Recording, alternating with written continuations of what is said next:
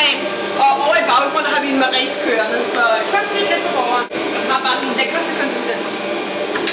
Hvad gør du så med limecremen her? Så deler jeg godt ud, rigeligt af den selvfølgelig ud på min tærtebund, og så hælder jeg min maris over, og så bager jeg den bagefter. Og hvis jeg er rigtig fint, så kan det også være, at jeg leger lidt med min creme på lidt meget, det gør jeg bare fordi jeg synes, det er sjovt. Og Fie, hun vil meget gerne have skålen. Ja, den er også godt. Og drengen lige sidder til fjernsyn.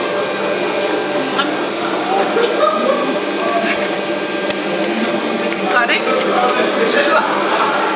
Ja, men der kommer en hel bunke maris ovenpå.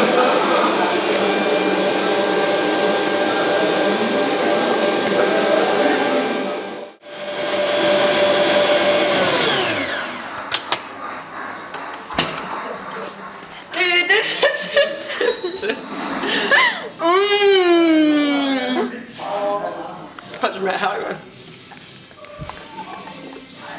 Det smager sukker. Så det er maringsen, du har her? Ja, hvad nu har jeg så min maring, der skal ovenpå. Og så skal den bages ind i ovnen, til den er let gylden. Og ovnen, den er varm. Men sukkeren måtte gerne lige have været opløst, men en god marings. Den må nemlig ikke den er ret godt. En marings må ikke kunne falde ud. Okay.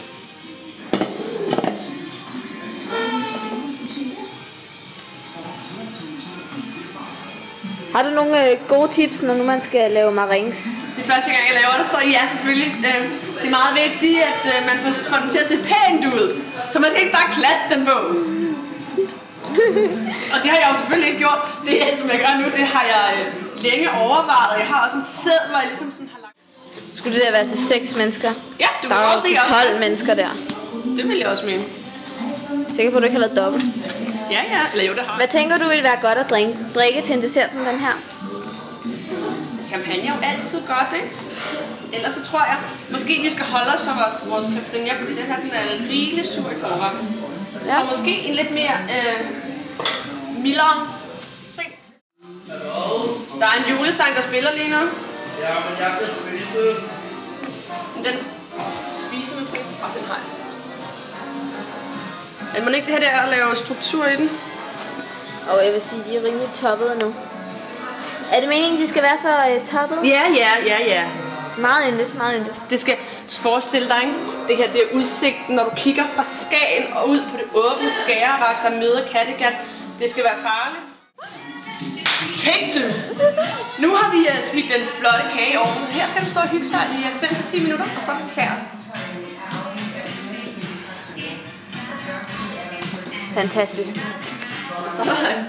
Hvad er størkner og lime-ting, eller tror du... Det finder vi ud af. Det tror jeg ikke, den gør. Måske en lille smule. Maringsen størkner, når du kommer i ovnen, ikke? Jo, en lille smule. Men ikke så meget, fordi der er ret meget marings på. Hvad gør den bliver lige sådan sprød, og så bliver den rigtig blevet lækker ind i. Er det god kokkemanér, så lige at spise af skålen med? Ja, man skal jo tjekke, det smager godt. Tænk det nok. Det må jeg også smage.